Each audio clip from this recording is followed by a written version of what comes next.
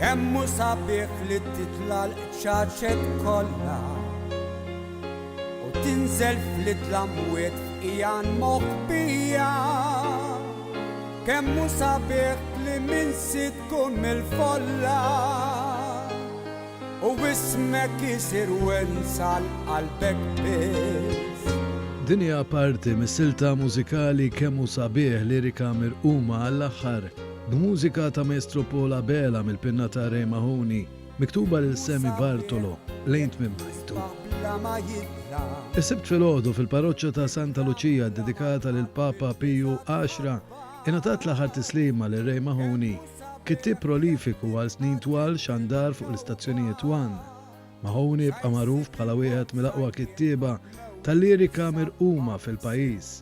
Ismu sibqa' mnaqqax għal kitba tal-kliem meqjus tal-ewwel rock opera Maltija dwar l-istorja ta' pajjiżna ġensna u diversi musicals oħrajn mill-lieli Mediterranji fost oħrajn. Xogħlu fil-kitba sibqa' timbrat ukoll fil-Eurovision Song Contest permezz ta' Could It Be fl-1991 u Little Child klassifikata fit-tielet post fl-1992.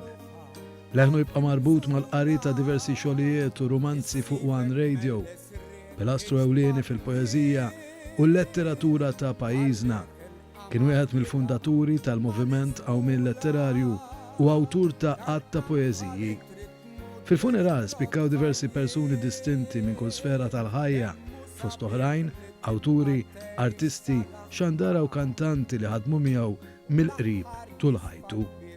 One News kellem ma' uħud li kienu preżenti li l-koll iddeskrivew lil Mahoney bħala xempju ta' l-umiltà, ta' ftit kliem u ta' qalb kbira. Jina bħala nepoti tiegħu f'bdej inħobb niftakar il-żminijiet ta' konna żgħar, aspetti li naħseb ħadd ma jafhom barra ta' meta kien jilbes ta' fadek ismis meta konna żgħar, ta' meta qabel l-ewwel fil-qatt jallimni mal-ewwel tar waħda mill-poeżiji tiegħu. Dawk huwa l-memorja li ħanibqa' nossal dejjem. Ray bniedem li ta' nispinta għajni ħafna lili fil-karriera għalkemm dal-aħħar ma kontx naħdem ħafna miegħu ma suħija fl-ispirtu naf li kien hemm nisa għalliena. Kien ħabib sinċir, imma fl-umiltà tiegħu kien bniedem issa qed tiltaqa' mal kull bniedem ta' triq ieħor. Imma mbagħad kien bniedem li jiddistingwixxi ruħu minn ħadd ieħor għaliex titkellem jew issa qed titkellem ma' konfessur, taf li dak li qiegħed tgħidlu qiegħed jisimak mhux sempliċement anke jekk għandek problema qed jisimak biex ikun semak. Mbagħad tistenna li jkun qiegħed jgħidlek xi ħaġa lura. Jiena għalija Ray Mahoney għalija tlift ħabib ta' veru. Bniedem ġenjali u li ma kienx jaf juri forsi personalment kien jiddiskrivih bil-poeżija perfetta li kien jikteb.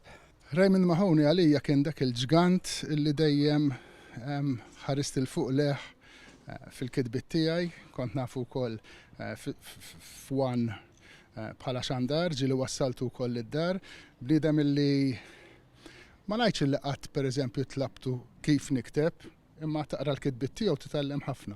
Ma ngħidx illi qatt tlabtu kif tkun umli, ma tħares leħ issir umli ħafna, bniedem kbir, m'hemmx kliem ieħor. Fl-aħħar tal-quddiesa fl-isfond tal-mużika ta' Maestro Paul Abela b'tema 79 minn ġensna, Mary Spiteri kantat il-kliem miktub għall-okkażjoni mill-awtur Joe Julian Farrugia b'tislima li Ray Mahoney li ħallena fil-25 ta' Lulju fl-età ta' 74 sena.